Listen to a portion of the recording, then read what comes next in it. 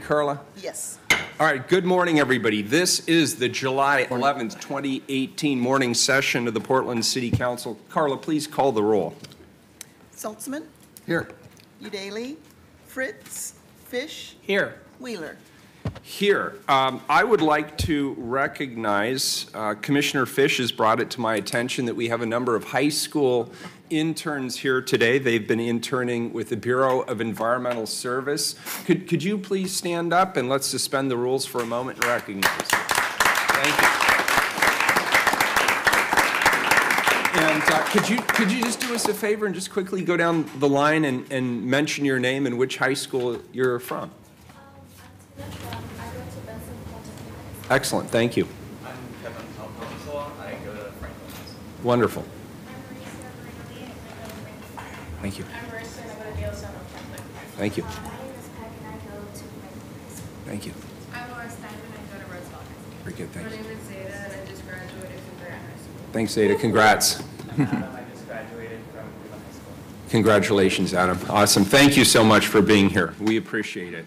So, colleagues, it is that time of the year where we need to select a new city council president. I'd like to make a motion that Dan Saltzman be the council president for the next 6 months. Mayor, I can't think of a better selection. I know you've spent a lot of time in thought and prayer being guided by this decision, and I'm pleased to support the decision and second it. Very good. Carla, please call the roll. Saltzman, I willingly accept. Aye. Fish, Aye. Wheeler. Aye. The appointment's approved. Congratulations. Yeah. I get that. That's what you get in lieu That's of what a I get. bonus. There it is. All right, first up, we have communications. If you could call the first individual, please, Carla, for communications.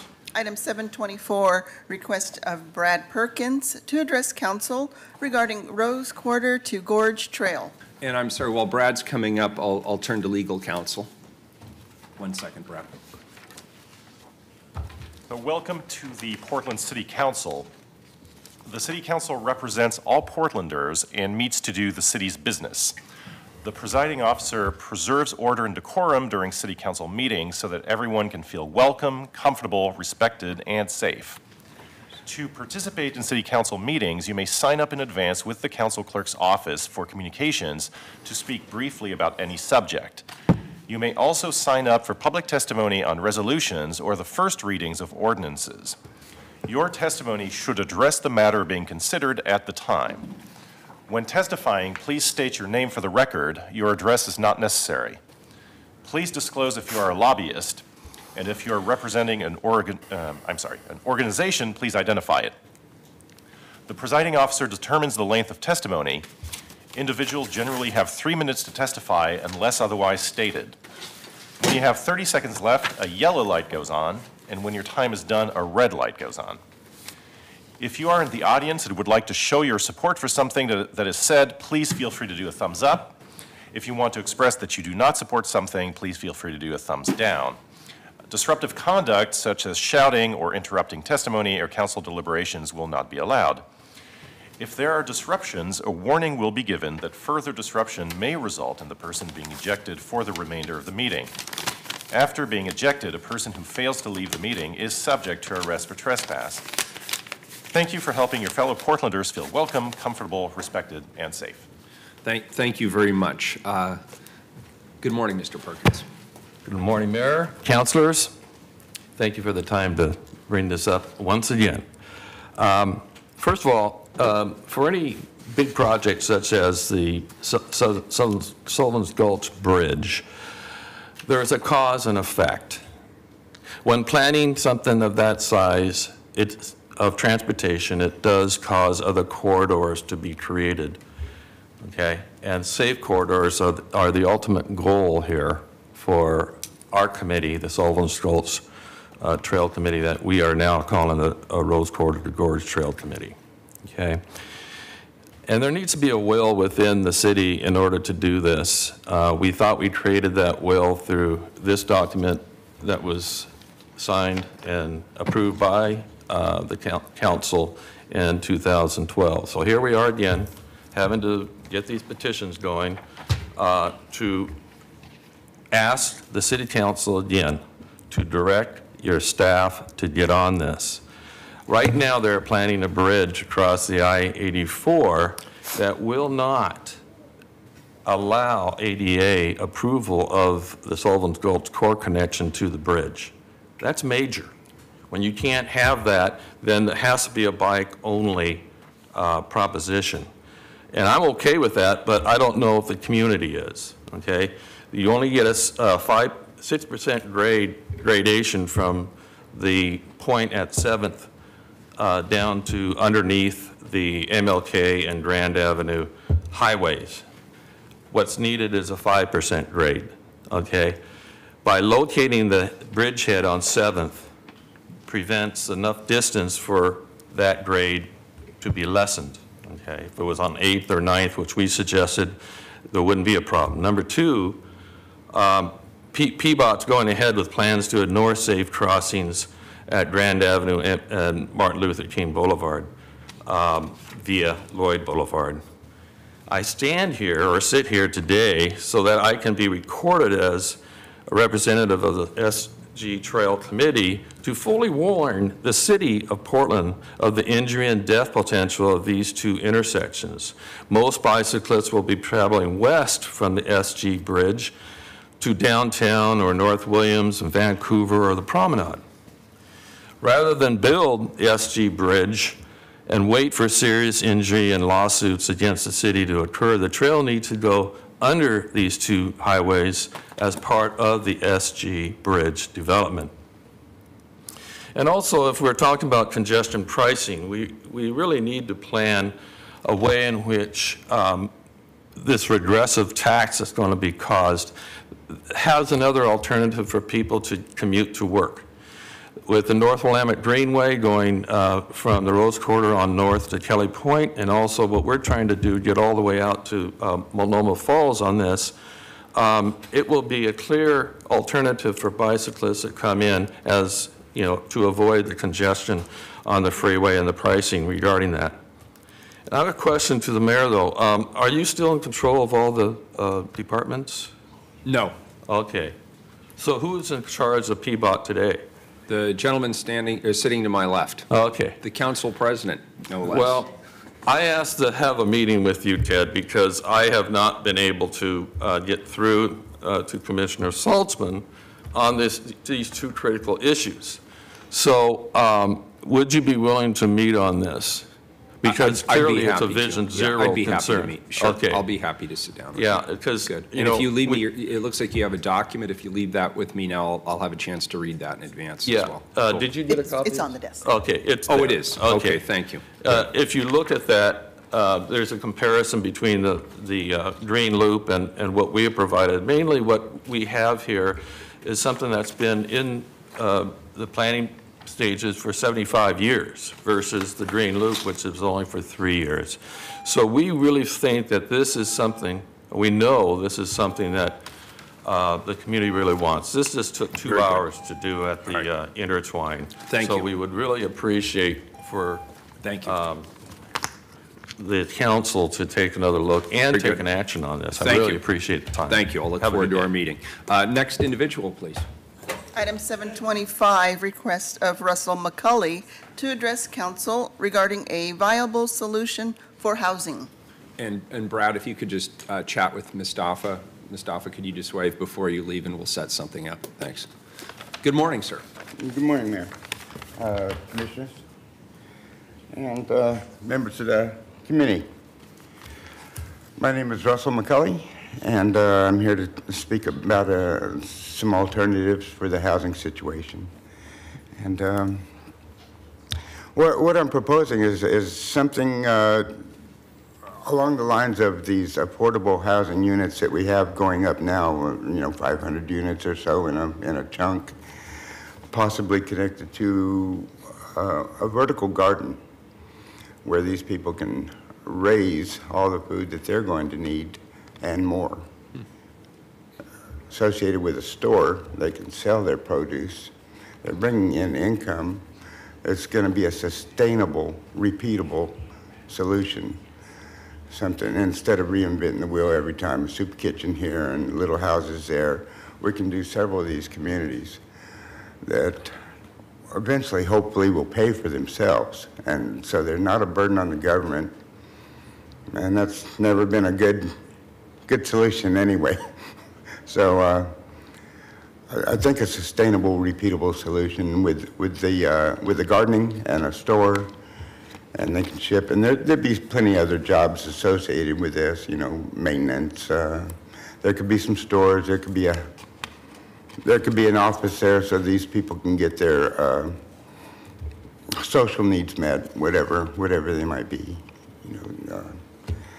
Anyway, it's just a very simple solution, and I have a lot of details. I'm not going to bore you now with those. If you're interested, you have my contact information, and it's something I'd be really interested in seeing.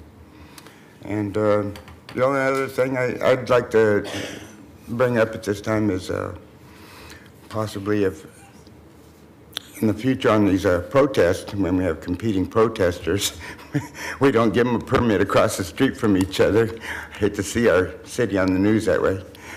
Thank you very much. Thank you. And your vision is a really good one. It's intriguing. Thank you. Next individual, please, Carla. Item 726, request of Sarah Hobbs to address council regarding Out of the Darkness Walk. Good morning. Good morning. For the record, my name is Sarah Hobbs, and I'm here today representing the Oregon State chapter of the American Foundation for Suicide Prevention.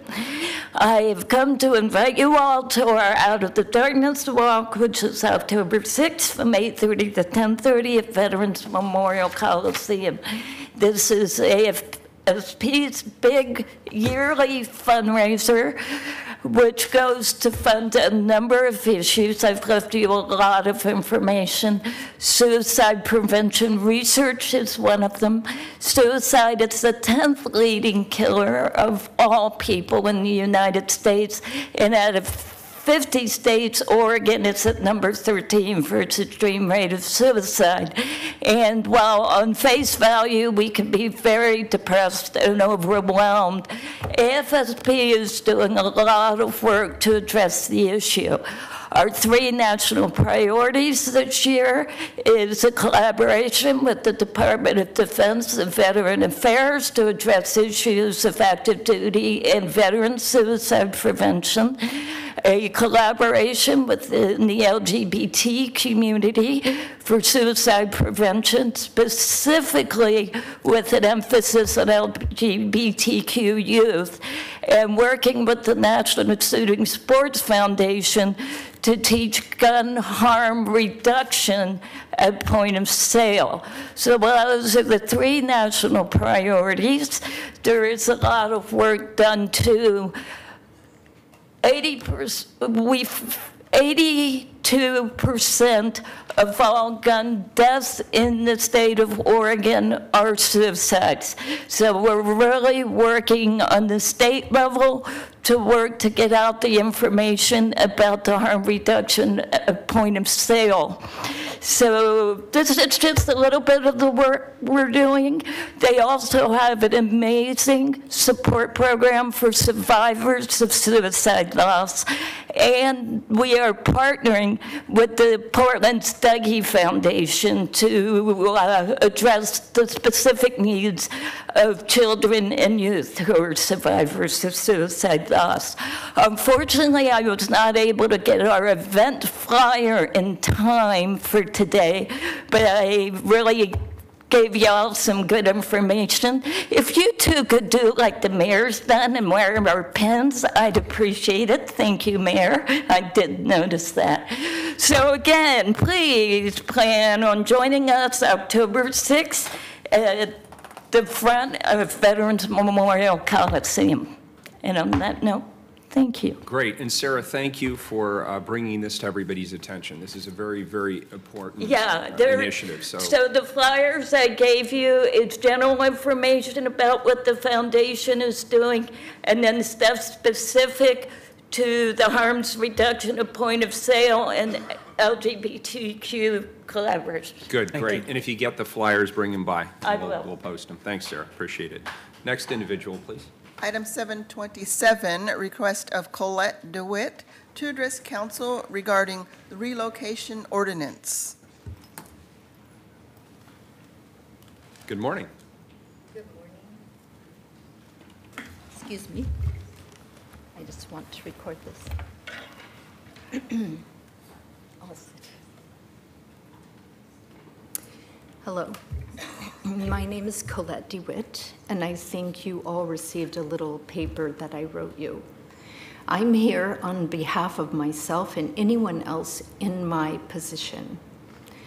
And I have much to say about this, and I decided today I would take the time to inform you about the kind of citizen you decided to throw under the bus, that's the best way I can say it, by passing a relocation ordinance. Here's some family history. My father started the diesel mechanics program at Portland Community College on Albina with 7 students. Dr. DeBernardis gave him 1/4 of the Rock Creek campus to start a diesel mechanics program that is still going strong today. My ex-husband, Stan Amy, has been on the Planning Commission, and the two of us started Nature's. We grew from a small store on Corbett to 5 stores and 2 restaurants, and unfortunately, we divorced.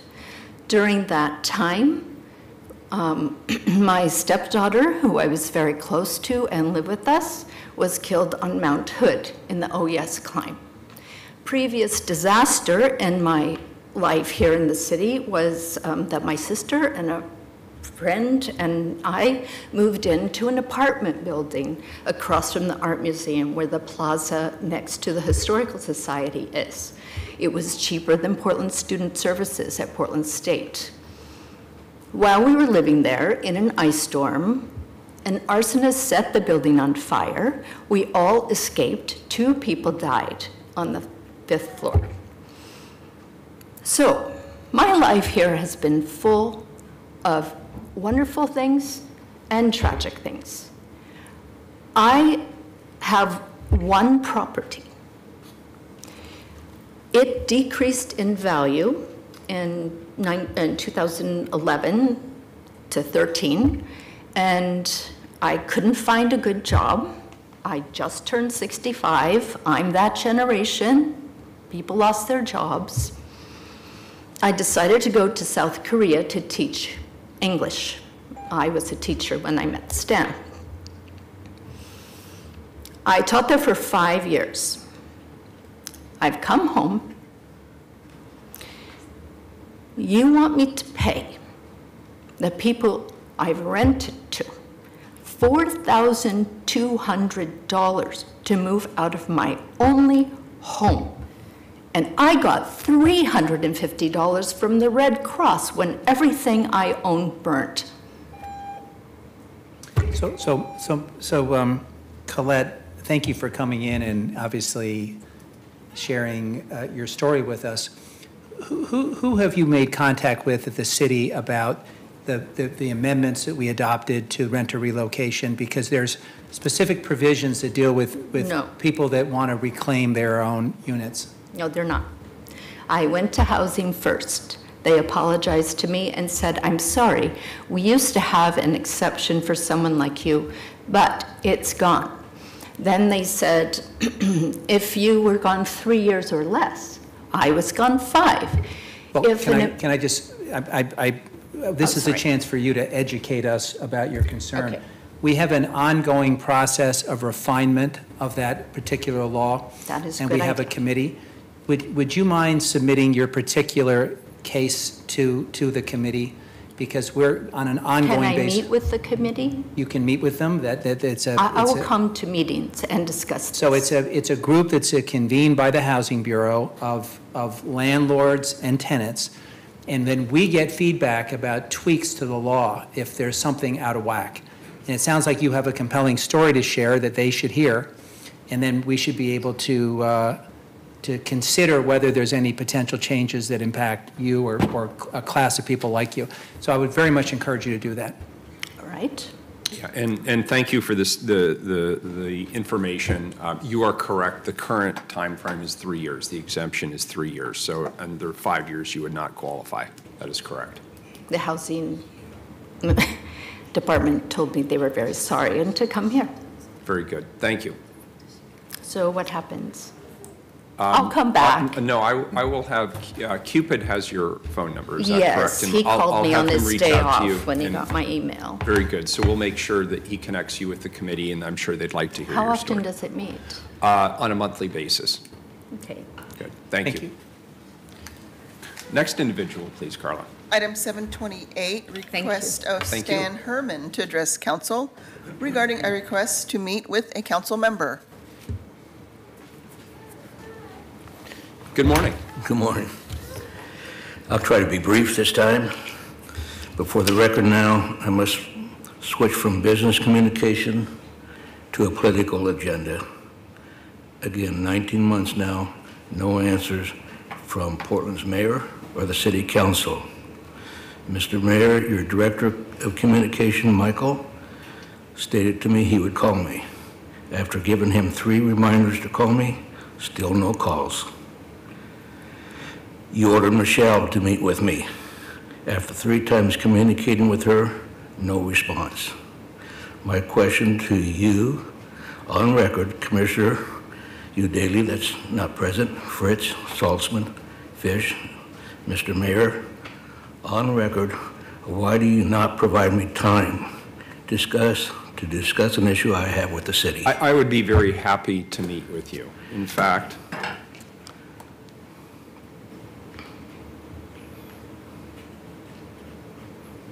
this council session will not go, why don't we set 11:30 today, my office? Mayor, that could be a crowded meeting, but go ahead. You set up a meeting with one of your colleagues for 11:30. Then we'll call it noon. Can you make it back here at noon? I have a conference call at noon. How about 12:30? How about anything after 2:30? Or tomorrow would be fine How as well. about 4:30? 4:30, we can do that. See you at my office, 4:30. Thank you. Good job, Stan. Done. Say yes. So that gets us to time certain, the first item, item 729. Please read it, Carla, thank you.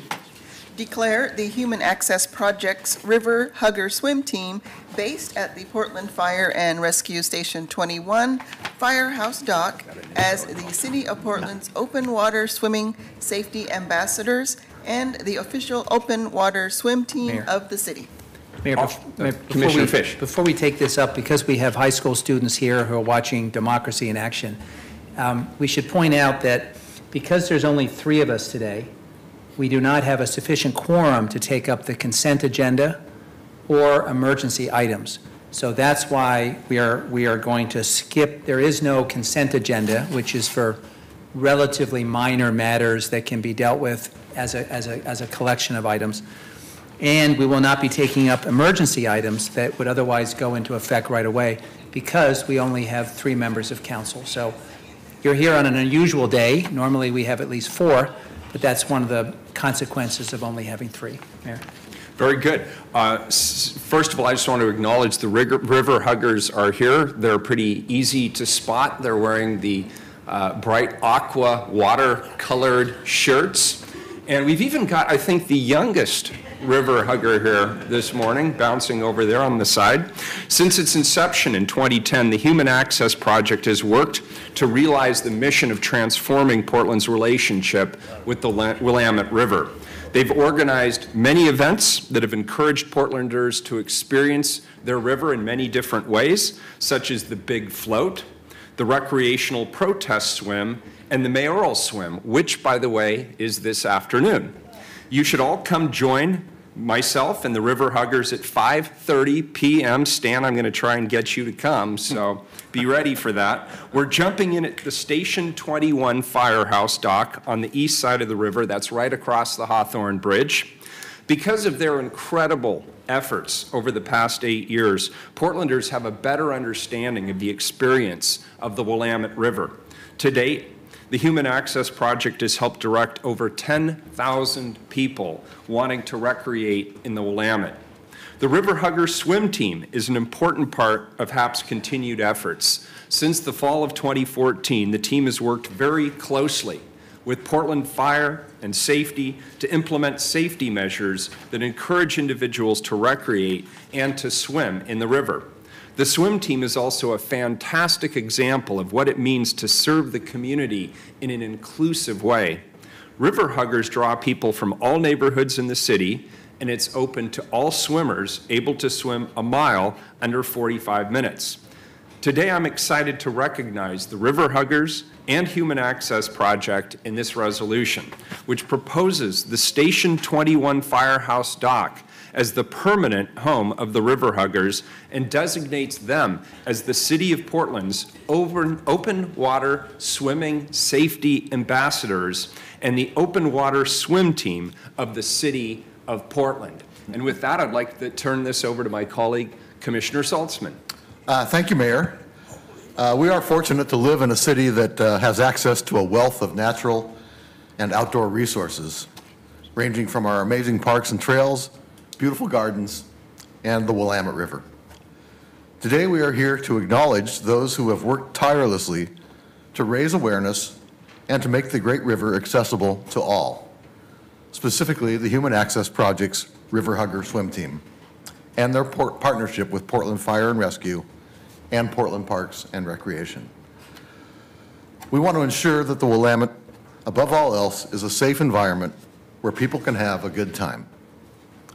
With this amazing weather we are experiencing, or as relief from the heat, it's a great opportunity to get out and enjoy events such as the Big Float coming up on Saturday, or as the mayor reminded us, the mayoral swim today at 5:30. We are incredibly thankful for our partnerships with organizations such as River Huggers and know that this can be another step forward in making the Willamettes a safer, more accessible place for all Portlanders. And I'd now like to turn it over to Willie Levinson from the Human Access Project. All right, Willie.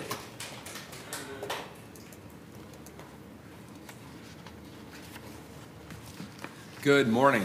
Good morning. Just really briefly, I'd like to express my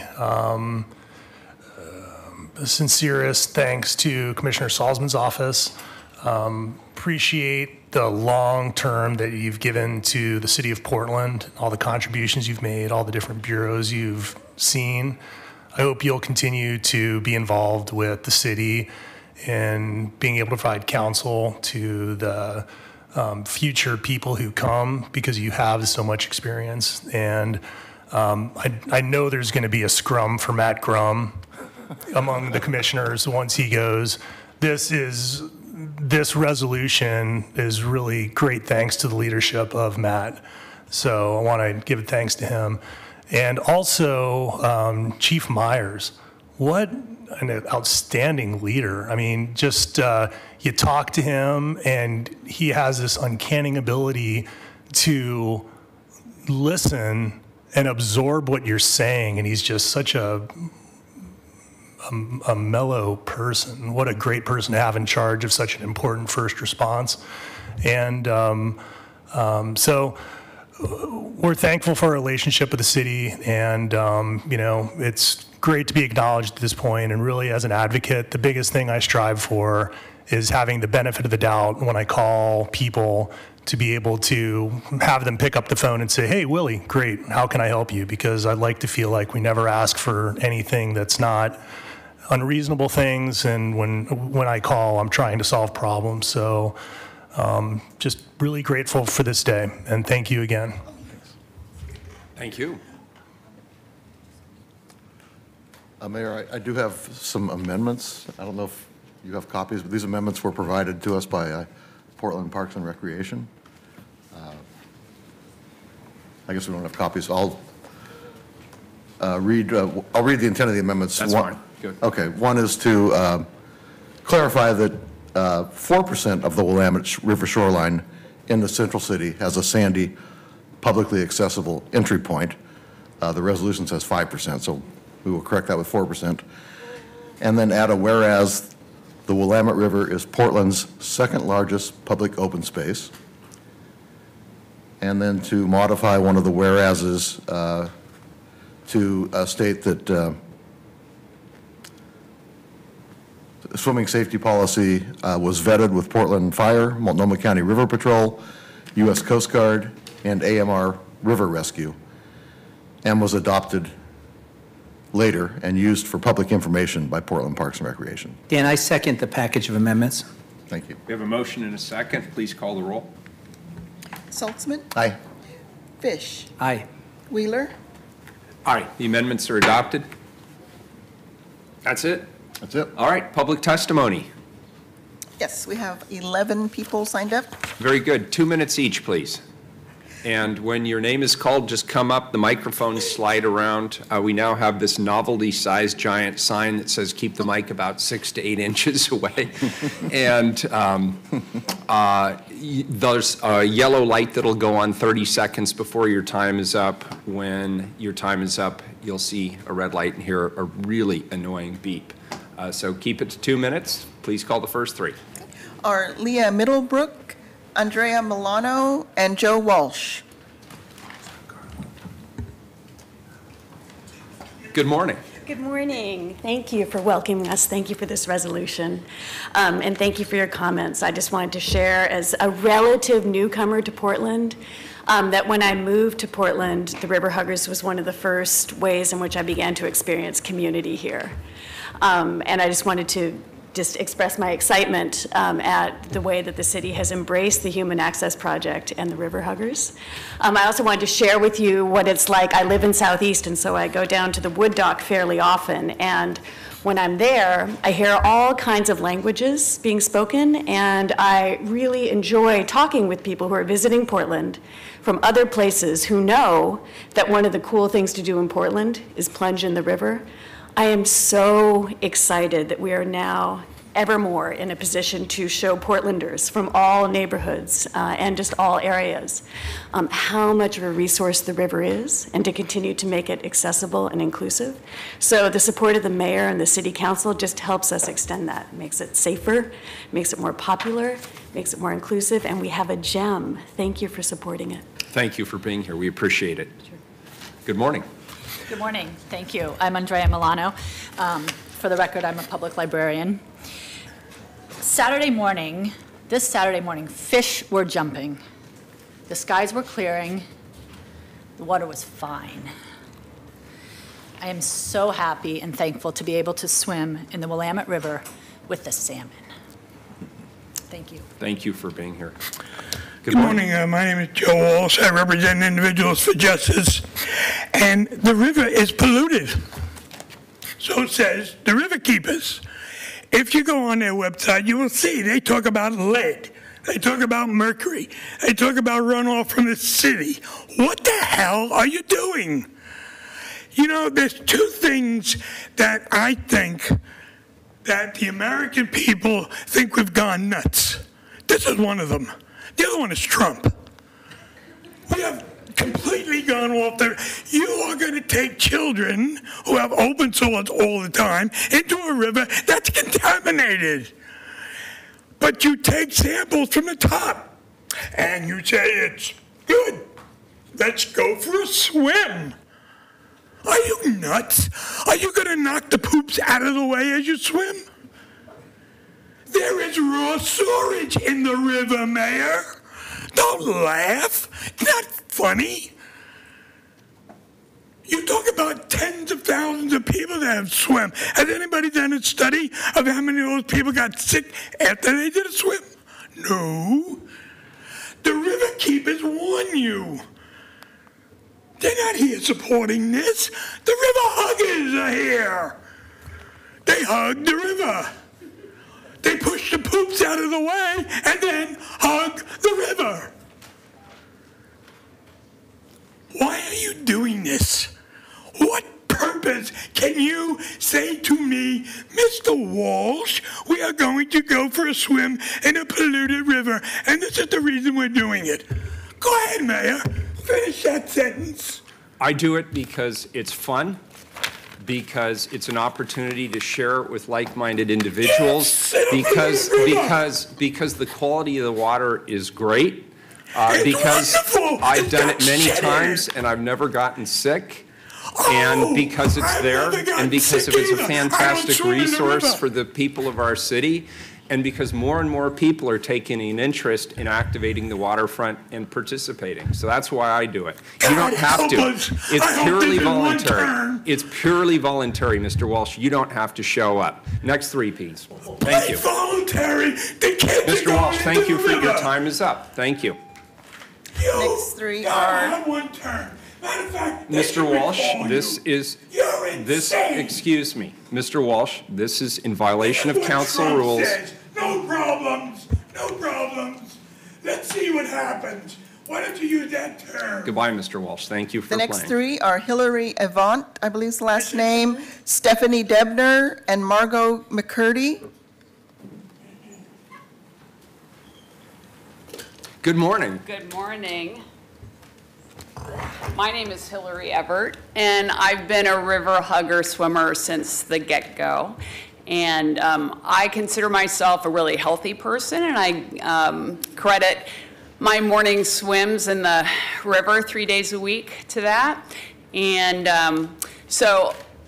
not only do I feel like it's making me healthier, but I do feel safe. And I know there's a lot of people to speak about our swim team, but I think I'm the only one that brought one of our float bags, so I just thought I'd show you what it is. So it carries all my possessions in here. I blow it up, and if I ever had a cramp, it's a floaty. It makes me more visible, and I have a whistle on it if I ever needed help. And I think one thing that we didn't mention, too, is when we go on our swims that we have a bunch of great volunteer and safety kayakers and stand-up paddlers that accompany us. And so, and I love swimming. And I'm as healthy as a horse. Thanks. Very good. Thank you. Good morning. Stephanie's next. Oh, thank you. Sorry. Good morning. Morning. My name is Stephanie Debner, and I moved here from Minnesota about 12 or so years ago.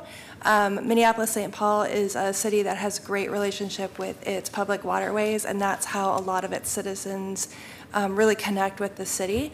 And I'm so pleased that Portland is developing that same relationship with the waterways available to it. When I joined River Huggers about 4 years ago and joined this great community of people embracing the resources that we have here, that was the thing that made me feel like I was finally really home here in Portland. It's just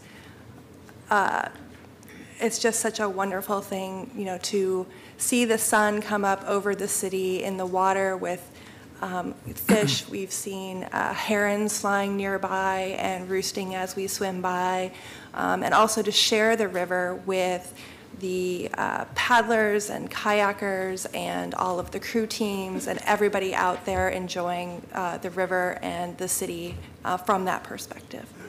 Thank you. Good morning. Hi, my name's Margot McCurdy. I am proud to be a river hugger. I've been swimming with River Huggers for about 3 years. And I also, in addition to the River Huggers, there are a lot of other groups that are swimming in the river. I swim off of the Fire Dock, I swim out of Selwood, I swim out of the Milwaukee Dock. All of the stretches of the river are equally beautiful. This last weekend, I participated in the Portland Bridge Swim, which, by the way, is put on by the Willamette River Keepers, and was the national championship and brought people from all over the country and even beyond our country to swim in our river. And a lot of people came up to me and commented on how clean and wonderful our river felt, and I felt very proud to be an ambassador of that river. So was this the first time you'd done that? I did it as a relay last year, but it was my first time swimming. How long did it take you? 6 hours and 20 minutes. Congratulations, that's awesome. And I feel feel healthy and strong today. You look it. Thank you. In addition, I also am an early childhood educator. And I feel safe and happy to bring my kids down to the waterfront. Last year, with all the work they did cleaning up Poets Beach, we brought our kids down to the inaugural ceremony, opening up Poets Beach. It gives the kids an opportunity to engage with their community, see the city from a different perspective, and also be active participants in our community. That's awesome.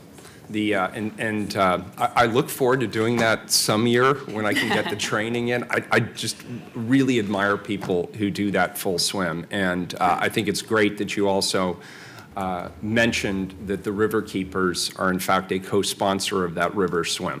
Yeah. You're swimming in the water, not eating the dirt on the bottom. Thank you. Thanks. Thank you. The next three are Gretchen Jackson, Janie, I believe, Malloy, and Dan Burketts. Sorry. Good morning. Welcome.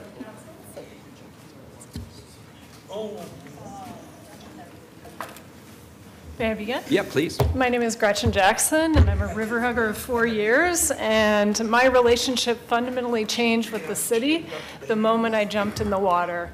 I've lived here for a decade, and I come from the Midwest, where water is celebrated and used regularly. We use it for vistas, but also for plunging in and refreshing ourselves. And the moment that Willie invited folks out to be in the river and cross the Willamette, it really changed the way I see the city. So much, in fact, that I became a swim coach so that I can teach others to do the same effective swimming because the channel can be a little daunting for most. So really the priority here is getting cleaner and cleaner waters. The gentleman that spoke is not telling some untruths because at the bottom of the river there are dangerous pollutants. Where we swim, there's not. And that was a concern when I first started to swim. And I called the USGS and spoke with their scientists. And I spoke about the frequency up to 5 times a week. I was swimming for hours on end. And they verified that the water is safe when it's not churned. And so those are things that I do watch out for. I get USGS alerts that tell me the turbidity, the amount of particles in the top of the surface. And I don't swim when it's churned. And luckily those times are in the winter. So I do winter swim. We have swimmers in the Willamette every week of the year, amazingly enough. And it's just an amazing resource that I continue to work for access to, inclusive of all, even if you don't know how to swim currently. So, Can I add one comment to what your excellent testimony?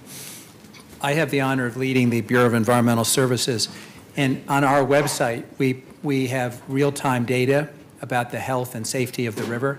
So anyone that has a question or a concern about whether it's a good time to swim or not, and obviously we discourage people from doing it after big storms for obvious reasons. Sometimes that overwhelms our combined sewer overflow system. But by and large, the data that we publish says it's perfectly safe for people to go in, particularly at the locations that we're talking about. Absolutely. We're not talking about the middle of the harbor. We're talking about upstream, and I think that's important for people to know.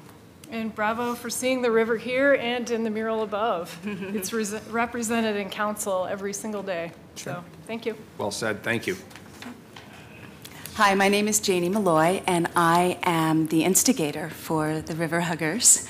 And I love this community.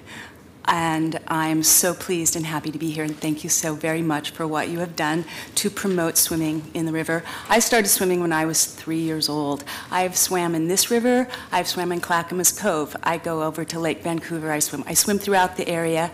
I am an U.S. Master Swimmer, All-American Swimmer, and National Open Water Swimmer title holder. So I do know a little bit about water, swimming in cold water and clean water, and I promote it, and I teach children how to swim, and not this one yet, but if you want to be healthy and you want to experience the magic and the joy of being alive, doing it from the river is an amazing thing. It's sensory deprivation, you kind of get into your head, but then you are so grateful and you breathe deeply and you see the mountains and the clouds and the water, and it's spectacular. Tomorrow I'm heading to Foster Lake to do a competitive USMS swim, and thank you so much for supporting our sport and just overall health and well-being of people. Thank you. Ma'am, can I ask you a question? The mayor likes to tout all the mountains he's climbed and the Ironman things he's entered into. I'm just curious, if you and he were to have a measured race along the Willamette, how much of a head start would you have to give him in order to make it a fair race? I don't know. Let's try today, Ted. We have a date. This That's right. This afternoon at afternoon. 5:30. Let's do Today it. at 5:30. But you have to bring the baby. Oh, okay. All right. That does actually raise a funny story. I did the swim last year with my daughter, then 10 years old, and she's a pretty good swimmer. She'd never been in an open water scenario, though, but she loved jumping in. That was the highlight of it.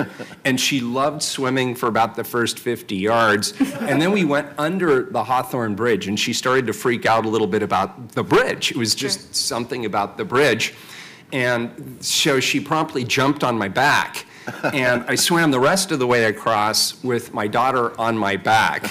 Wow. And so I asked her if she wanted to come today, and unfortunately she's actually doing roller derby today. She's at roller derby camp. But I like to think that river swimming toughens you up a little bit as well. But your comments about sensory deprivation, that's one of the reasons I love it. When you are swimming, you are very much in the moment. You're very much in the moment. Yeah, And, it's liquid therapy. Yeah, it's an amazing experience. You stated it so well. Thank you. Thank you. Good morning. I'll be brief. My name's Dan Berkery. It's the first time I've done anything like this, so I'm a little nervous. But I'm an 18-year resident of Portland. I come from San Francisco, and I love this city. And I've just fallen in love and been in love with it for the last 18 years. I grew up or was raised on a wild river, Forks of the Salmon, California, where I learned to swim in a wild river. I'm a surfer. I surf in the ocean. And there's just something about swimming in a wild space that is unlike anything else. It's just wild. It connects you to nature. And when I view Portland, I view it as an outdoor city. There's hikers, there's fishers, there's bikers, there's climbers, all that sort of stuff. And when I view this city I love in the sort of Michel Delacroix picture painting that you put out to the world, I view all those things, and I also view swimmers safely swimming in our Portland River. Thank you. Appreciate it. Thank you. Thank you, all three of you, for being here. Thank you. The next three are Charles Bridge Crane, Mark Burton, and Ruth Williams.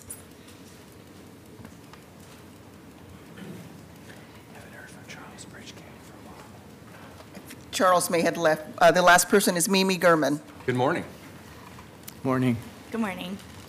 Am I starting? Yeah, please, go ahead. My name is Ruth Williams. I'm a safety kayaker for the River Huggers, and I'm also a certified arborist and a mother of twins.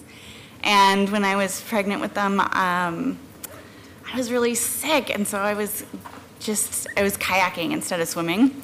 And just getting out there in the morning and kayaking across the river was just really healing for me and really just settling, and it really helped my pregnancy and helped them settle. This community has been so amazing to us and to our family to be able to participate in this kind of competitive sport, but not really competitive, but be able to participate throughout my pregnancy and then throughout them being really little. We've just found really welcomed. It's such an inclusive group.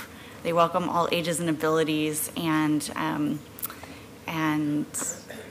safety kayaking is a wonderful alternative additional way to get involved as well. So we check the Bureau of Environmental Services levels for the pollutants and the algae, and we look at that website a lot, and we love that it's on Facebook as well, and it gives us updates. And we're just really, really grateful for the resource that this is, and I just am here to say thank you. Well, thank you for coming in and reminding us all that there's lots of different ways to engage with the river. Really appreciate it, and congratulations. Hello, my name is Mark Burton. Hey, Mark. Hi, I swam first with the River Huggers about 3 years ago. I came here from Chicago in 1992, and I greatly enjoyed swimming in Lake Michigan out in the open water. and so would do so here in the mountain lakes from time to time. But when there was first my understanding that there was an opportunity to swim in the river, that was great. So it's close to home, can swim more often and enjoy the outdoors because I find it so much more enjoyable and refreshing than swimming in a swimming pool, which I still do, but it's not near as pleasant. So I think with one of the nice things about this developing more and more is that with more people coming to Portland and becoming more dense, I think it'll be more and more important for people to have ways of recreating in the outdoors, and swimming in the river is a wonderful way to do that. And there are plenty of people who may prefer swimming over jogging around the river. So I'm just really appreciative of River Huggers for that opportunity and for what you've done to accept and endorse that. Thank you. Thank you. Hi, my name is Mimi Gurman, and I'm here to demand that we end the occupation by ICE of the ICE building. Mimi. And until that happens, I'm going to come up to this table and I'm going to request very strongly, I'm going to stand and tell you that it's time for extraordinary measures to occur to get rid of I'm ICE happy to from hear the you out, city. but you are now in It's violation time of now. council If rules. you can talk about Mimi, swimming and Mimi, Mimi, Mimi, excuse me. We'll take a 5-minute recess. 5-minute recess. We'll be right back. It's time to get rid of ICE. Fuck you all, 5 minutes. Time 5 to minutes. get rid of ICE from Portland.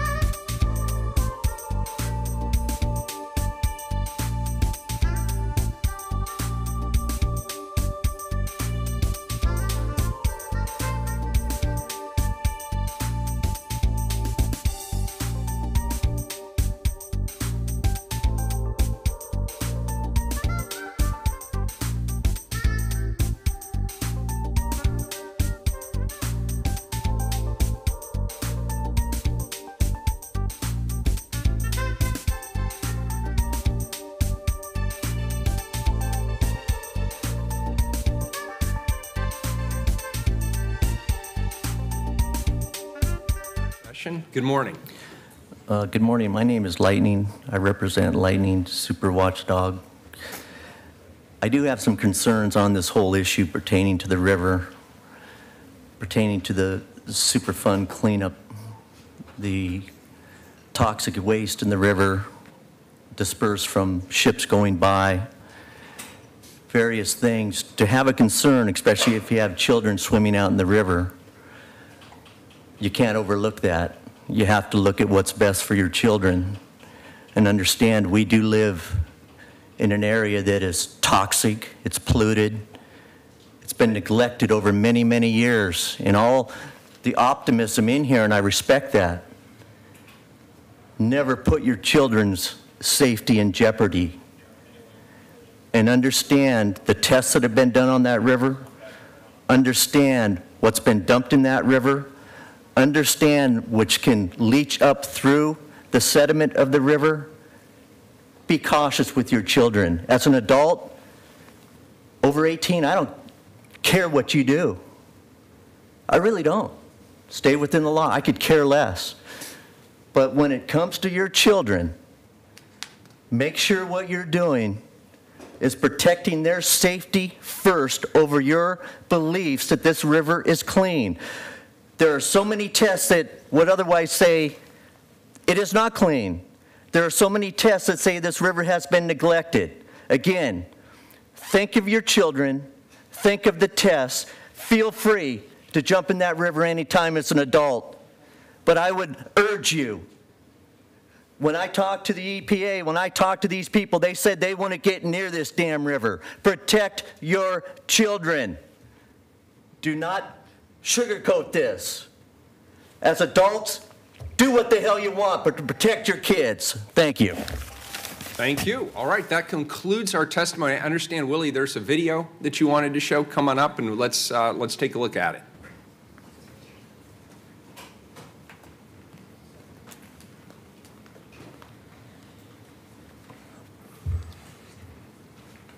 Can you hit the play button on that, Willie? So this, I'll just say this video was done by Rich Yuduscar. How do you see your last name, Rich? Yadsukar. Sorry, Rich, I should have that down by now. Rich does a lot of video work for us. He's super talented, and I hope you guys enjoy. Thank you. So hold on a second. I'm going to go ahead and let's cue it up and make sure the... and the volume for you. Got the volume up. Are we ready? Good to go. I have a news flash. The Willamette River is swimmable.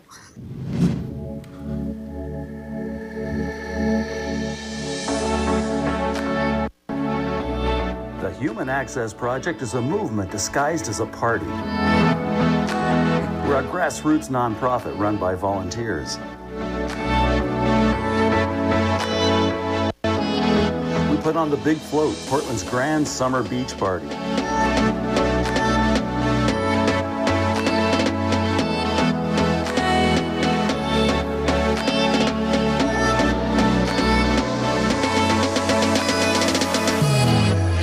We have a swim team, the River Huggers, who combine activism and fitness. We have this huge open blue space. We're a city that literally surrounds this huge waterway, but there's very, very few public access points. Floating and swimming are just part of the HAP movement.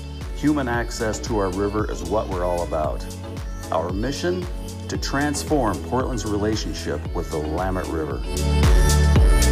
How? Action and advocacy, and making waves while sitting in an air tube or swimming across the river. Audrey McCall Beach, before, after. Poets Beach, before, after.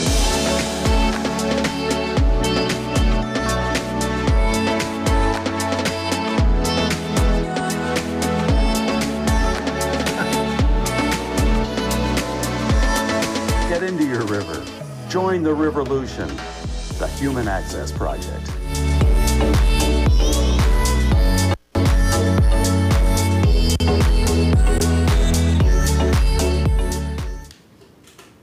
Nice. very good. So does that conclude the presentation? That is it. All right, we'll get to some lengthy speeches here. Carla, can you please call the roll on the resolution? Saltzman? Well, I'm really very impressed with the river huggers who showed up today and their personal testaments to their relationship with the river, as I am impressed with our mayor, who swims in the river. I think nothing like a mayor setting an example and drawing attention to an issue than swimming in the river. And I also want to really acknowledge Willie Levinson too for all the attention he has refocused on our river. You have done a remarkable job, Willie, and I really am respectful of all that you've done to get our public and our residents feeling good about their river again. And I also just wanted to thank, I appreciate, Willie, your words of praise for Matt Grum in my office, but I also wanted to thank Gene Yamamoto of my office too, who worked very hard on this, and our Fire Marshal, Nate Takara, who worked with you to get us to the point today where Portland Fire and Rescue feels comfortable with the river huggers using Dock 21 as their permanent home. So very pleased to support this. Aye. Fish. Well, Dan gave my speech, so I'll be even briefer. I want to associate myself with everything that he just said. And I appreciate that Matt Grum was called out, and I can assure you that every bureau in the city has offers into Matt. One of his great qualities, and we share an office, we share a door between offices, but Matt knows how to solve problems. And in city government, that's actually a very precious quality, a great talent that he's developed over the years. How long has Matt been on your team? As long as I've been here, 20 years. Wow, so that's a lot of experience. So thank you, Matt. I want to also acknowledge Mike Lindberg, who is one of your great champions and has been talking this up for a long time. Willie, congratulations to you. Everyone who joined us today, and to the mayor and Commissioner Saltzman for bringing this forward. Thank you. Aye. Wheeler. Well, I want to thank everybody, all the same people. Maybe I'll just do it in a different order, and it'll sound original. Willie, thank you for your guidance, for your leadership, for your tenacity, for your vision, for continuing to encourage people to engage and live with the river. For too many years, this city really abused its river, as a number of people testified today. And the reality is the city's spent heavily to change that legacy. Under Commissioner Saltzman and Commissioner Fish's leadership, the city invested over $1 billion in the Big Pipe project, which has significantly reduced the outflow. The monitoring is much more efficient than it used to be. There's more people with eyes on the river. The city has re-engaged in keeping the river clean. We're working very, very heavily on the Superfund site downriver in the industrial area. And all of those things spell increased health, increased accessibility, and increased habitat along the river. The river is becoming much healthier than it used to be, and it is a good place to swim and a good place to recreate. Not everybody has to be a swimmer, and I think the river huggers would be the first people to say that. You don't have to be a swimmer, but there's many ways that you can enjoy and engage with the river, whether it's just sitting on the beach with a good book and with family members, or having a picnic, or whether it's being on a paddleboard, as somebody mentioned earlier this morning, or whether it's engaging in other ways, maybe going down and sitting on a dock. All of those things are worthy pastimes. We have too long been a city adjacent to the river, and now we are going to become a city of the river again. And I think it was interesting that this morning's testimony highlighted that it's not without controversy.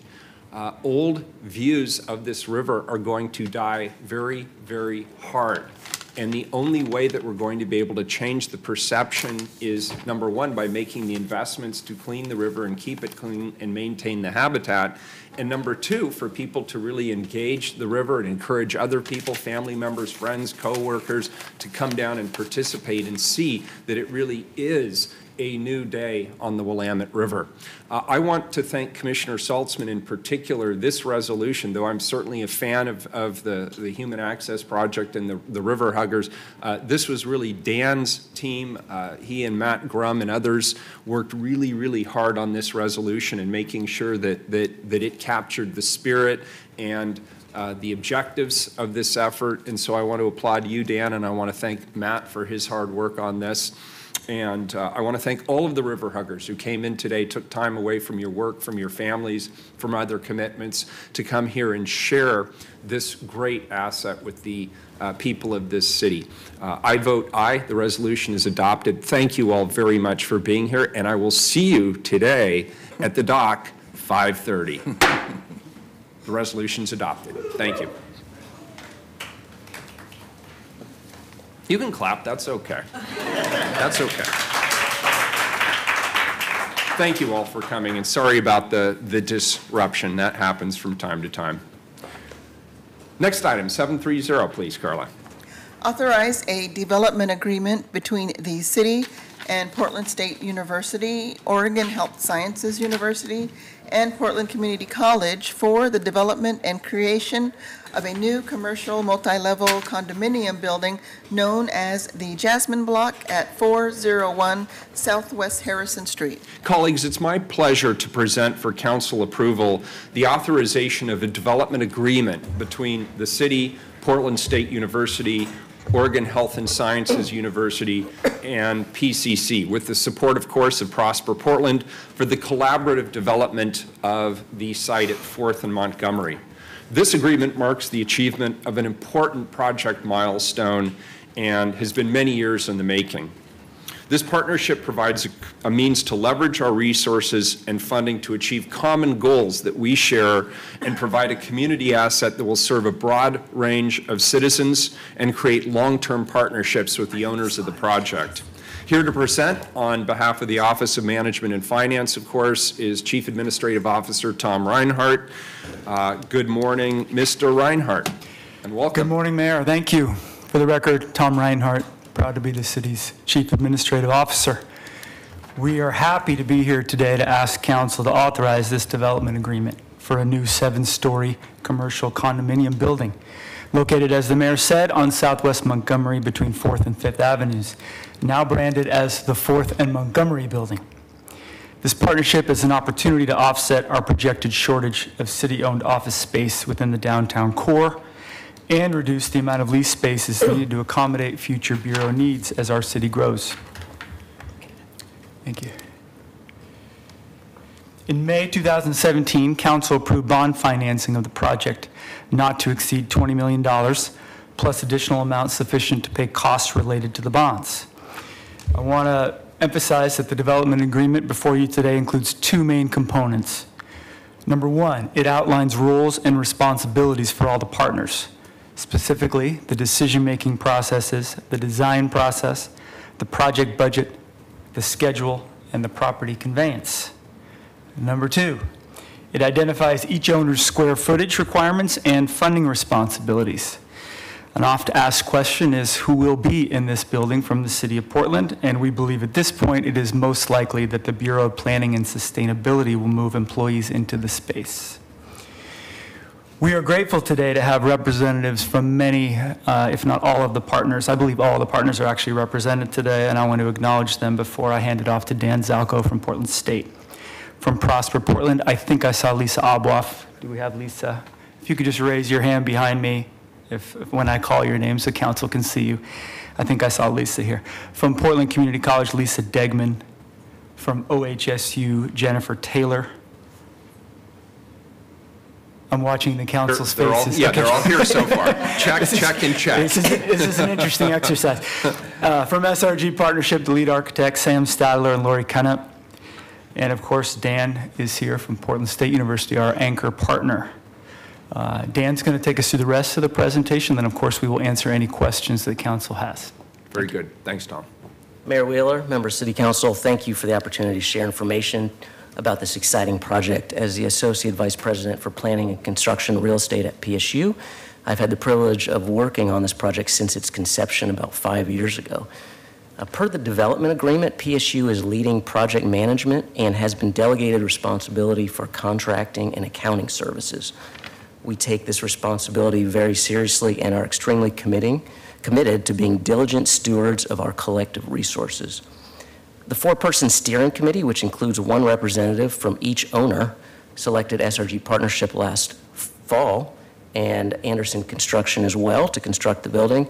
And many consultants and trade partners have already been brought on board. We are on track to exceed our collective goal that at least 20% of firms hired by the design team and contractor are minority, women, disabled, or emerging small business owned. We've already had 2 design advice request meetings, and we will be before the Design Commission on August 2nd for our land use hearing. And if all goes well, as anticipated, we plan to break ground in just a few months. And then 2 years later, around October 2020, the building will open. This has been an extremely positive collaborative relationship between these 4 partners. We've worked very well together over the last year.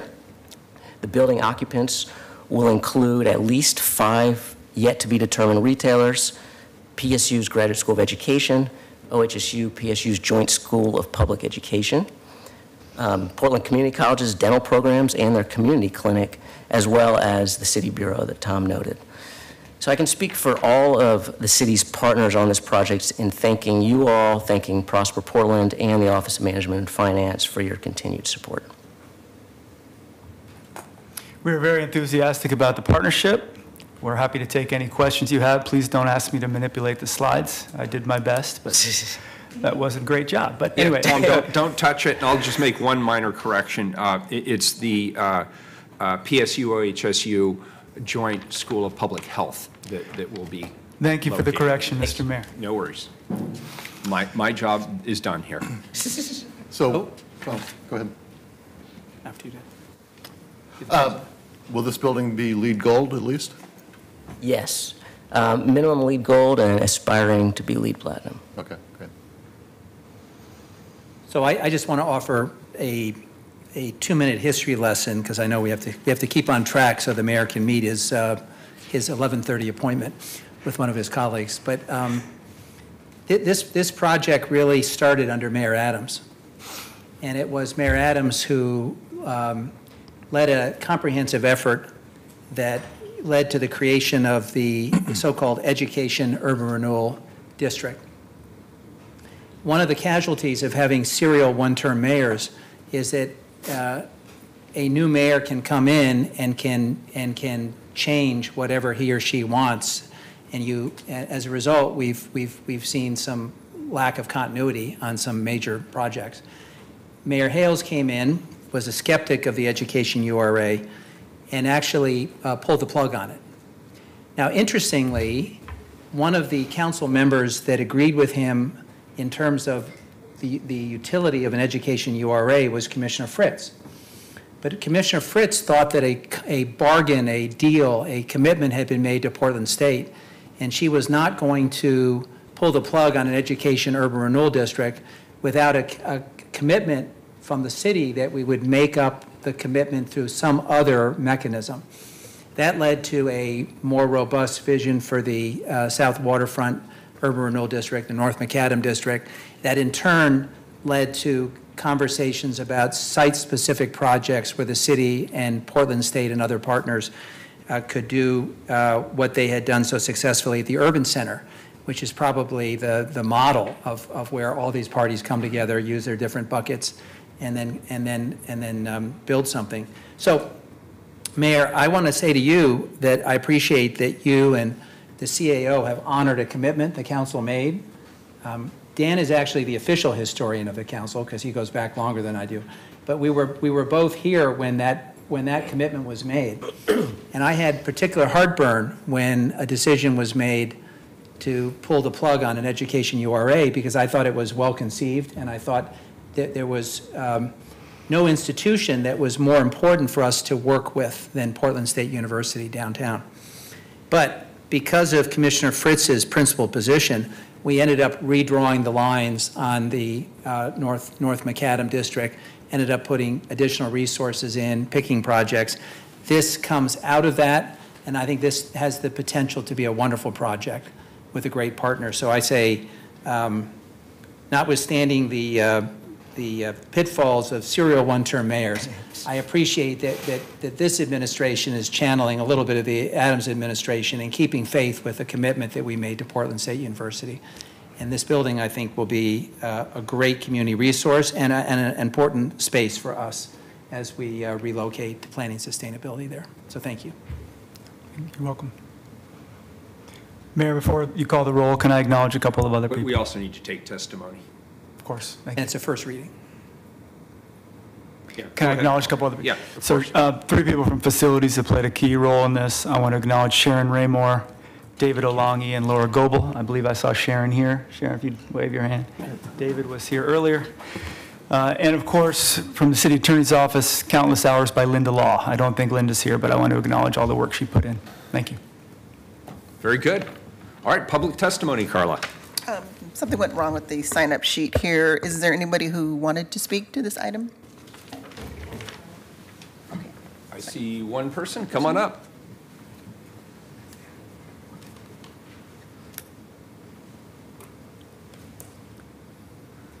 Three minutes, please, Carla. Good morning. Good morning. My name is Edith Gillis, and I'm a very proud member of SEIU, Service Employee International Union. We are a sanctuary union. We welcome all. There's no room for hate in our workplaces, homes, or country. We're united in solidarity with immigrants, refugees, members of all races, religions, the LGBTQI community, and we respect women and value Black lives. I'm here because this development area that is joint for public health, I want us to be aware that it's close to ICE and that 1/4 of the people who are represented by our union are immigrants. And more than that, in nursing homes, and almost all of the people in adult foster care are immigrants. I also want you to be aware that as we are terrorizing immigrants and refugees who, through no fault of their own, are denied the proper paperwork that they have offered or that's been stolen for them or denied, that reduces the quantity and the quality of care options. In 2000, the Oregon voters... Ma'am, in all fairness, the mayor has already ruled what was germane or not to a prior proceeding. Can you keep this? Do you have testimony as to whether the specific item before us is whether we should enter into this development agreement? And it has specific terms, and so the testimony really needs to be to the development agreement. And so I want the terms to be increasing more information about having protection for the care providers, and that we have protection from ICE and DHS and other folks who would be violating that space for those of us who are going for CNAs or other degrees, and that the study of it and the space around it is protected, and that we're not having the violation as today when the fire department and the ambulance were called in falsely to ICE to clear a way for prisoners who were taken away, and then protesters and neighbors being brutalized. I want to have our public health to take into account the environmental harm, and I want them to be taken into account the systemized oppression and violence and how that chronic stress causes long-term physical and autoimmune diseases that we need to have addressed as a public health issue. So you represent SEIU? I am coming as an individual who's a proud SEIU member, but I am not speaking for SEIU. Okay. Very good, thank you. And I appreciate, I hear what you're saying, and I appreciate the way you did it as opposed to what we saw about 20 minutes ago in the chamber. I actually didn't know what the heck they were talking about because they were shouting so many invectives and swear words. They were shooting people, children.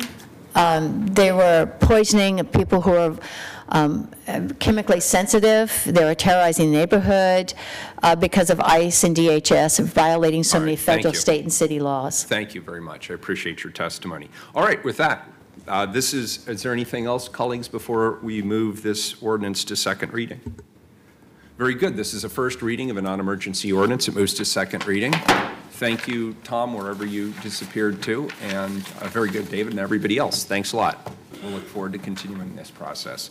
Next item, please, is item number 731. Appoint Heidi Bullock, Colleen Johnson, Rob Martineau, Dory Robinson, and Alan Warman as voting members, and Anna Brophy, Van Lee, and Vera Zaharova as ex officio members of the Portland Utility Board. Commissioner Fish. Is Melissa Merrill here? Melissa, why don't you come forward? I'll make some very brief comments. And Mayor and colleagues, as you know, coming out of the Blue Ribbon Commission, a recommendation was made to establish a Portland Utility Board. That board provides citizen oversight of our 2 utilities, the Bureau of Environmental Services and the Portland Water Bureau. Per City of Portland Code, members of the Portland Utility Board, or PUB, are appointed by the mayor in consultation with the commissioner in charge and confirmed by the City Council. Today we have before us 5 appointments for voting members and 3 ex officio members of the board. I'd like to thank each and every one of the volunteers who have stepped up and have agreed to serve our community in this important role. And we've asked Melissa Merrill, Principal Financial Analyst from the City Budget Office, who has dedicated staff to the PUB, to give us a brief introduction to the new board members. Melissa, welcome. Thank you, Commissioner Fish. Melissa Merrill, City Budget Office and Portland Utility Board. Good morning, Mayor, Morning. Commissioner Saltzman, and Commissioner Fish. Thank you for having us here today and considering these appointments. I'd be happy to go through the recruitment and review process if you'd like. Maybe just go right to the names. I certainly can. We have 5 voting members for your consideration today. 2 are new members, Heidi Bullock and Dory Robinson. They are both here if you'd like to speak with them briefly. We have 3 reappointments, Colleen Johnson, Alan Werman, and Rob Martineau. Alan and Rob are also here if you'd like to talk to them. And 3 ex officio members, Van Lee and Anna Brophy are reappointments, and Vera Zaharova is a new appointee. So we have, I think in the materials, some information about all the folks. Mayor, what I would suggest is that we ask, to the extent people are able, all of the nominees to stand, but why don't we invite the new faces to come forward and just give us a minute or 2 of why they're interested in this. Yeah, it's a great idea. Very good. So could everybody who's here today to be either nominated or renominated stand so we can acknowledge you? And Melissa, I want to thank you for the biographies that you provided us in letter form. They're really good, very thorough. And, Melissa, who are the new members? Dory Robinson and Heidi Bullock. Why don't you, ladies, if you could come forward, and why don't you each take a minute or so just to tell us about yourself and what is it about this position that interested you? And welcome. Good morning. Thank you. Good morning. Thanks for being here. I'll go. So my name is Dory Robinson, and I currently work for the Oregon Department of Environmental Quality as the Water Quality Permit Coordinator. And prior to that, I worked for a major medical manufacturing company in Shanghai, China. And in that world, I dealt primarily with compliance. I joined the PUB because I am committed to advancing the needs of people of color and in the realm of environmental justice. And my goal is to create greater access towards equitable rates in the field of, well, in the realm of water quality. And also, I want to promote the PUB in other neighborhoods and communities in Portland, particularly communities that are not well recognized. And I am just very honored to be here, and I'm so proud to be an example for young Black girls who have an interest in civic participation and public involvement. So thank you. Thank you. We're really pleased that you're willing to do this. You have your skill set's deep, your interest is obvious, and I personally, as a resident of the city, I'm really grateful that there's people of your caliber willing to step up. So thank you. Thank you, Mayor Wheeler. Good morning, Heidi Bullock. Good morning. I currently work for the Port of Portland. I'm one of the environmental project managers. And prior to that, I've over 15, 20 years maybe of private consulting work in environmental engineering.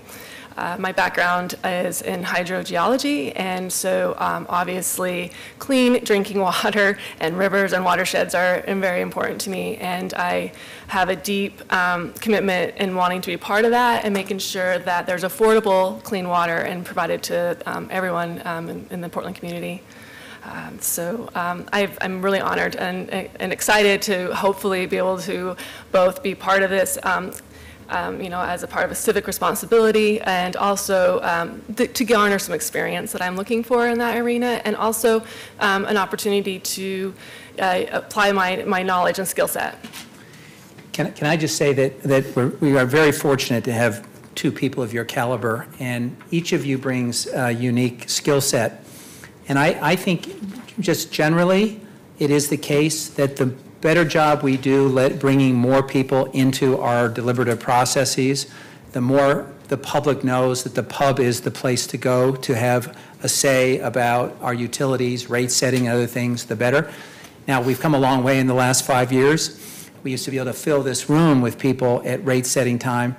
I think we've recovered some of the lost confidence in the utilities, but more broadly speaking, engaging the community in what we do is very important work.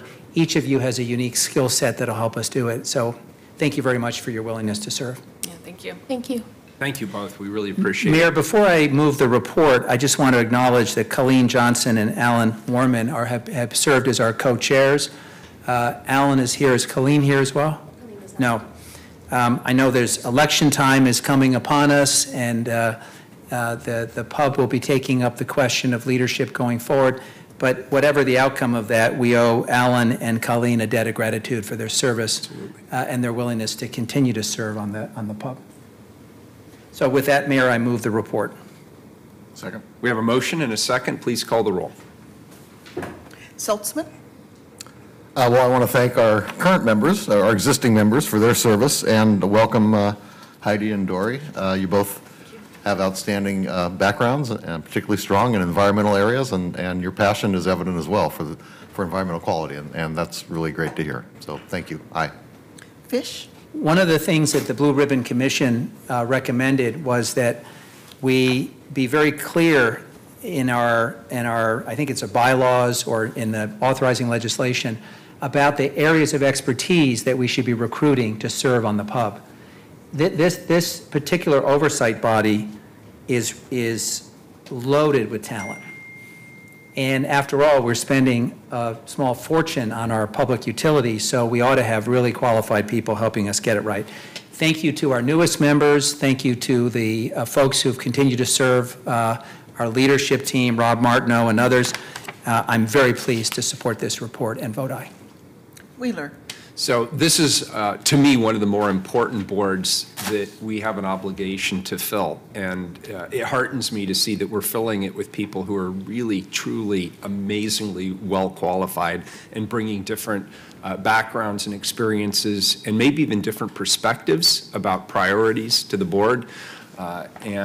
This is an area I didn't know very much, little to nothing, frankly, by the time I took office. And I've really enjoyed hearing when members of the pub come here and testify before City Council, particularly at budget time, and give us their perspectives. It's always well received. And I'm just delighted that you're both willing to step forward, and I'm delighted that we have so many returning members who are willing to continue to engage. Thank you all very much.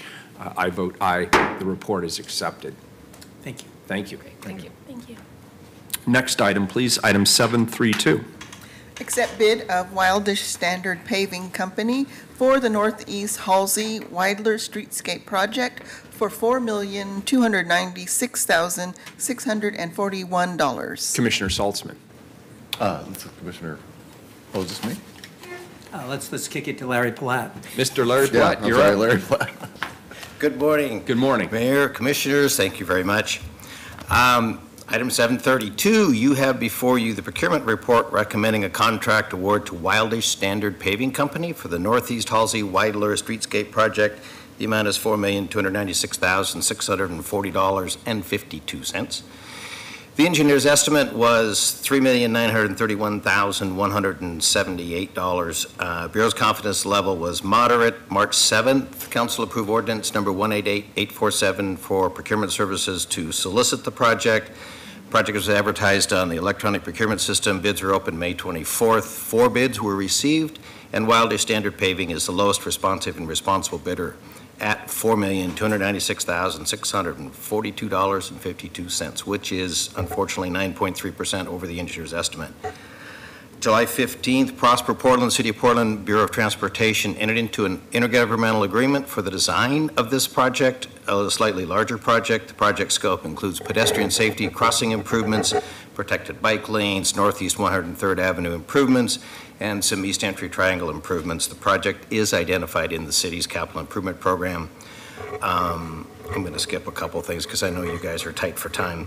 Wildy Standard Paving is acting as the prime contractor, identified the following areas of opportunity. They had roofing, plumbing, HVAC, electrical, and masonry. There is a total of $668,860, 16% identified as DMWSB subcontractor participation. Wildy Standard Paving is located in Eugene. They are not a state certified DMWSB contractor. They are compliant with all City of Portland contracting requirements.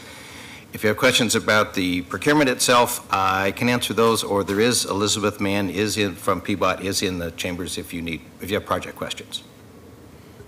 Fast enough. Any questions on that? Very good. Is there any public testimony on this? I'm sorry, this is a report. Mayor, I any move further the report. questions? We have a motion. Second. We have a second. Carla, please call the roll. Saltzman. Aye. Fish. Aye. Wheeler.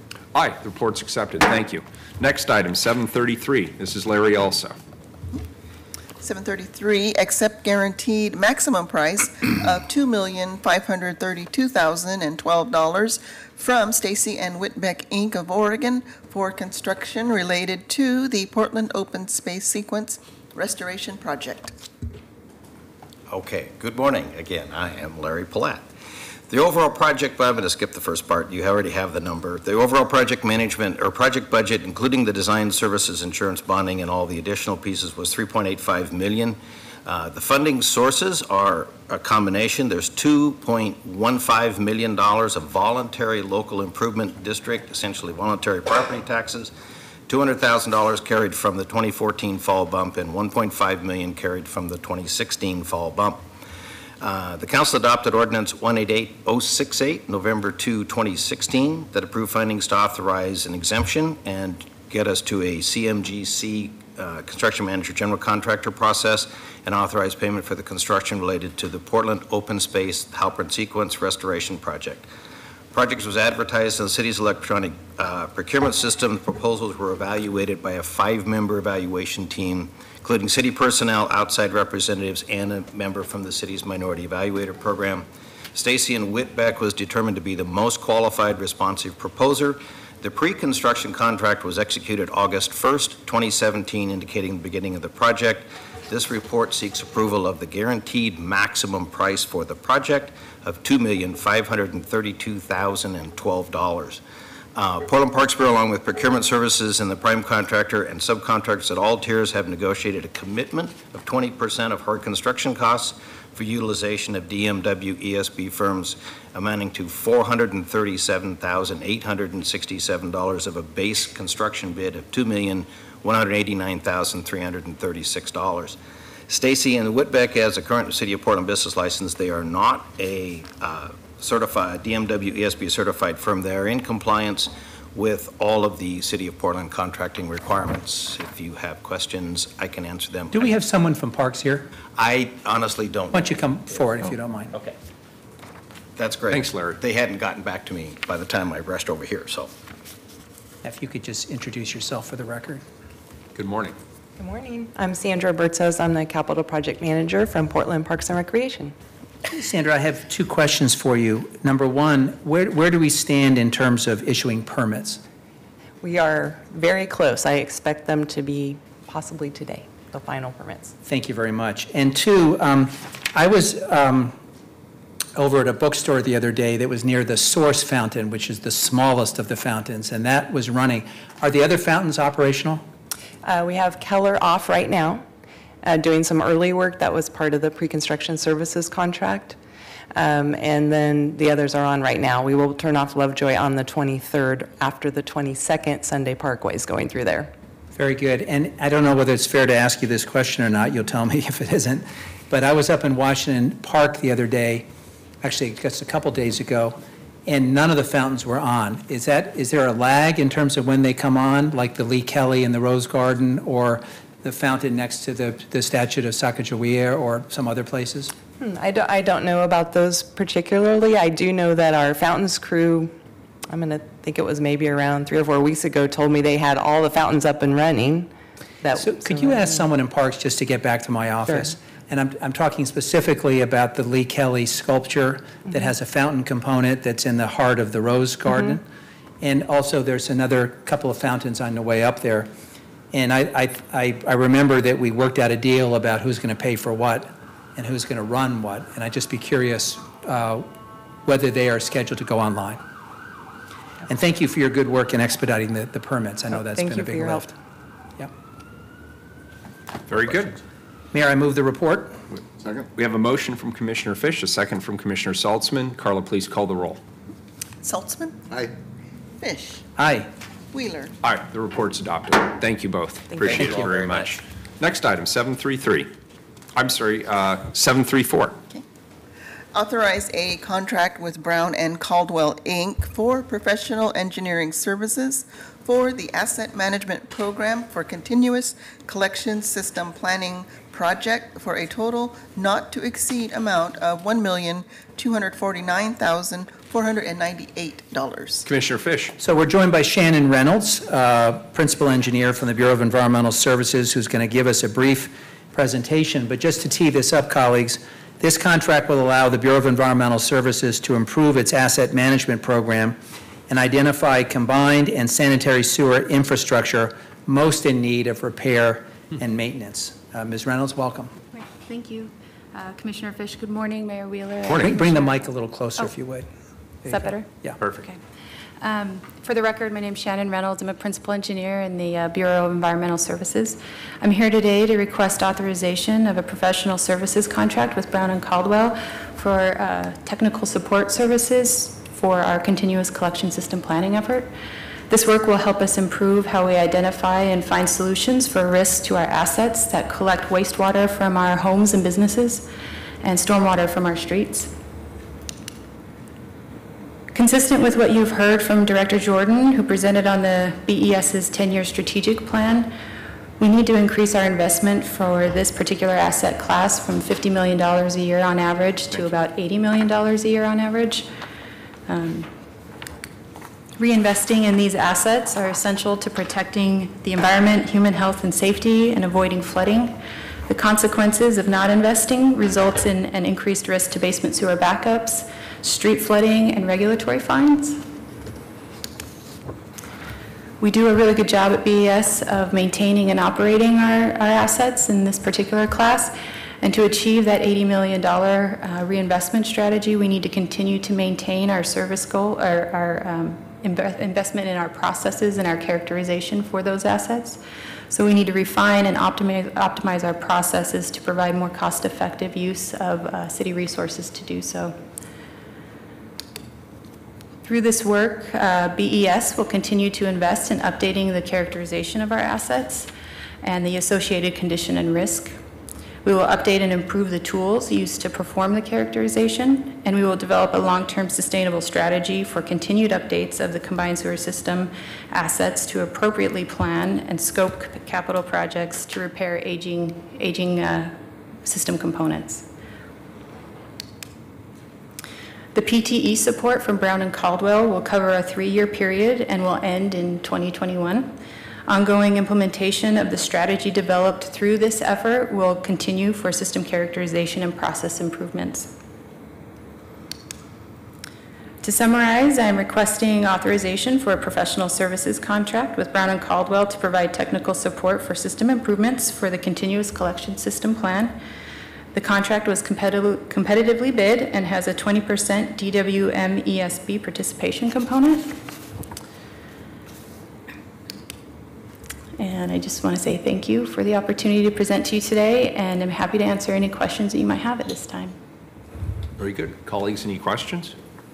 I was curious, I probably knew this once and forgot, but what percentage of our sewer system is combined sanitary sewer and stormwater? There's about 30% of our service area is served by combined sewer system, and the 2/3 is separated stormwater. Okay, thanks. Very good. Is there any public testimony on this item, Carla? No one signed up. Very good.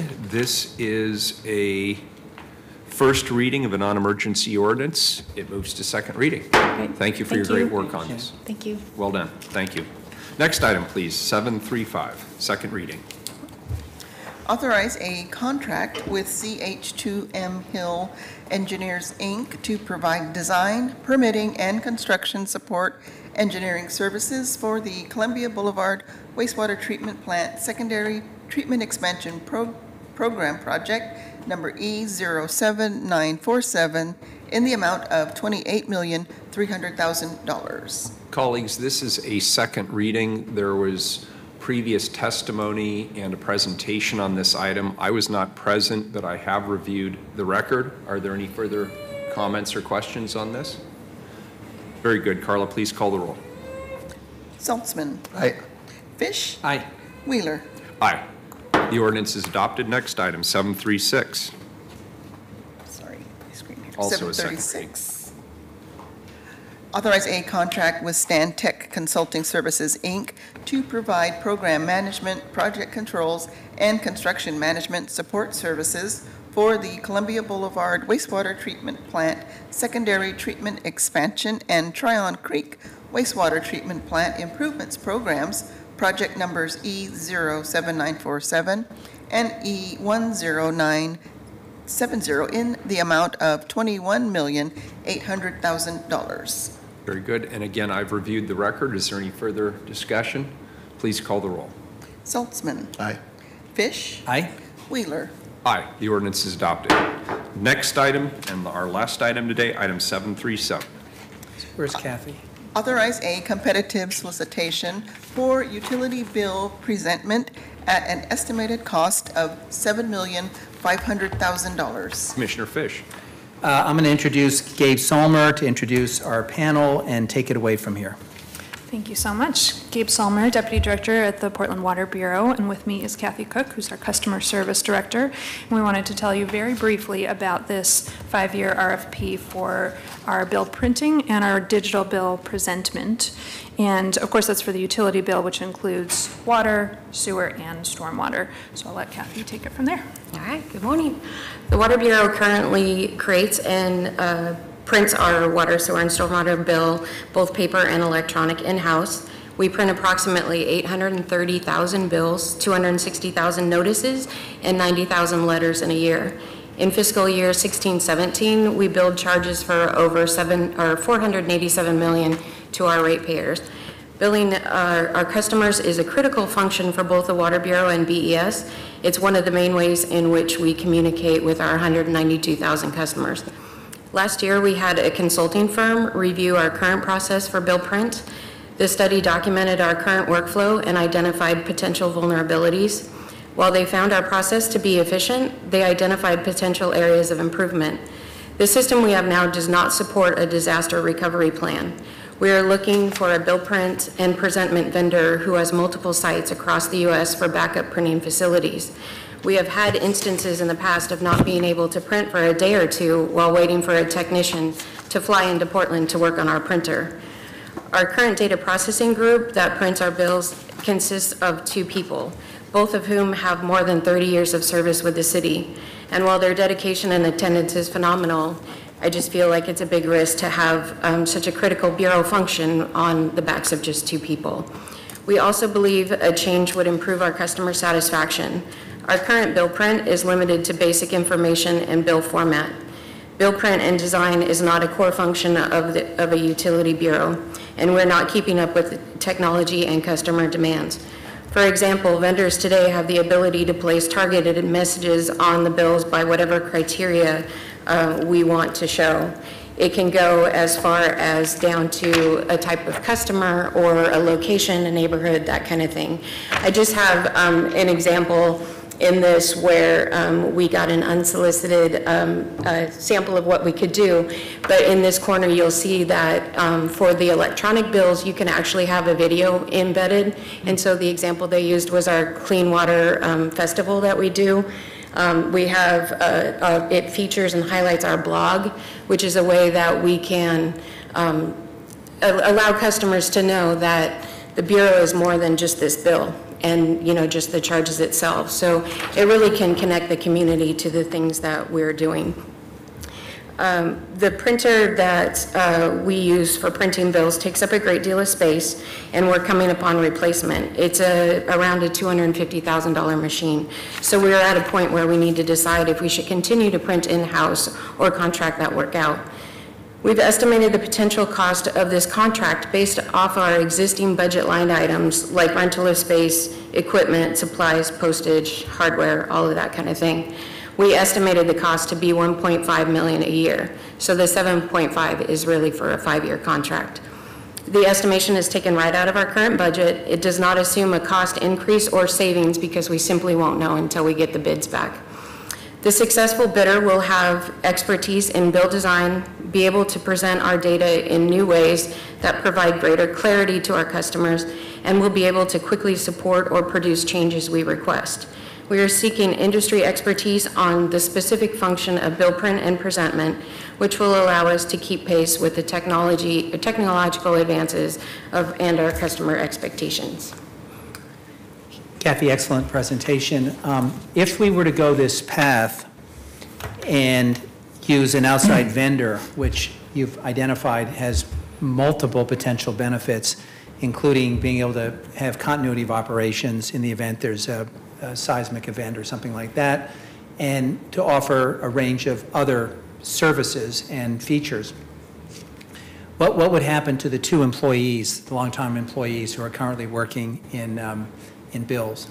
It's interesting because they would remain, the job itself of printing our bills is a significant task. It's a pretty important function, but really they just put the ink in and push print while they go do their other things. So it's not a big time amount of their day. Probably between pushing the button and getting the job done is maybe 30 minutes. So it's not going to be a significant piece of work taken away as far as the employees themselves.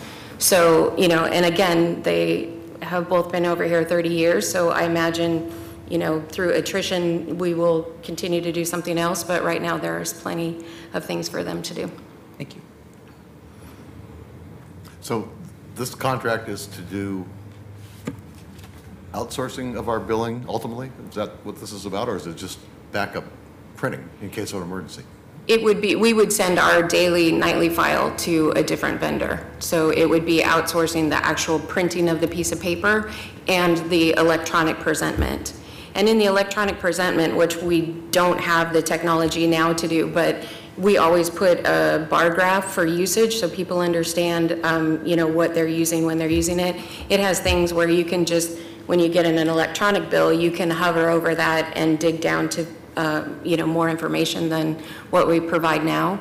So, if people still want to get it in print, they can, but there are some pretty amazing electronic features that would come along with this kind of thing. So what protections do we have for our customers whose data will now be in the hands of a third-party vendor who will probably want to market that database to another vendor? So we have protections within our contract, just like we do with our computer information system, our billing system. That's a third-party vendor, and so the city's been in this business of needing to share that kind of data. So it would be in the contract about what they can and can't do with our information. I think what you're hearing from Commissioner Salzman is that if we end up going down this road and there's a vendor that puts in a competitive price, he'd want to see as a follow-up issue the kinds of legal protections that we'd be placing in a contract. Certainly. Which would ensure both that the privacy rights that people have to their data is protected and that their data not be marketed to third parties without their consent. Yeah, and we will certainly cover that. It will absolutely remain 100% our data at all times. They wouldn't be able to use it for anything else.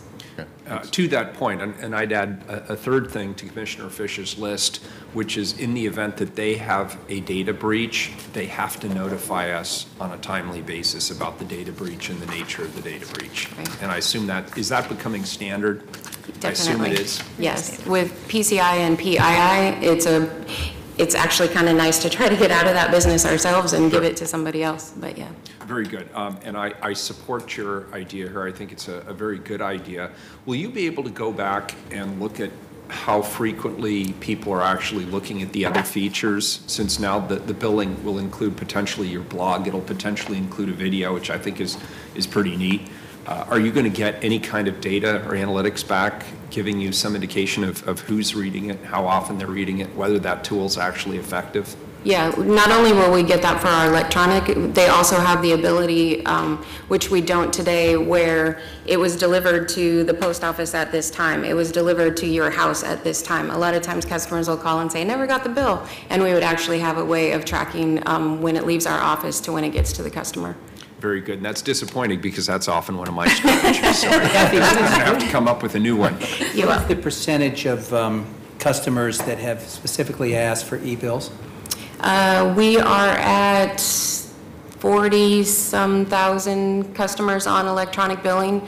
I would assume that we will have a much greater adoption because of the functions that this would offer. Yeah, we just so my colleagues understand, we've been trying to offer as many inducements as possible to get people to sign up for monthly e-bills. Some people prefer to get a quarterly bill, and they prefer to get it in paper form. But this gives us potentially the opportunity to make the electronic billing even more attractive. And I do know that a lot of e-bill companies now have it down to a science where you get a text message and you just text back Y or N and they actually debit your account. I'm not sure that's in our future, but it just tells, it reminds us that technology is going ahead in leaps and bounds. And we can come up with some features that make it very easy for people, including, I like the idea of reminders, reminding people when they're getting close to due dates and giving people a gentle reminder if they're at risk of losing a date. And here's a general sales pitch. We do offer pay by text right now. All right, there you go. Fine. Good pitch. All right, thank you. Excellent presentation. This is a first reading of a non-emergency ordinance. It moves to second reading. And nobody signed up. So. Oh, thank you. I did jump the gun on that, but it turns out nobody signed up. And with that, we are adjourned. Thank you, everyone. Thank you.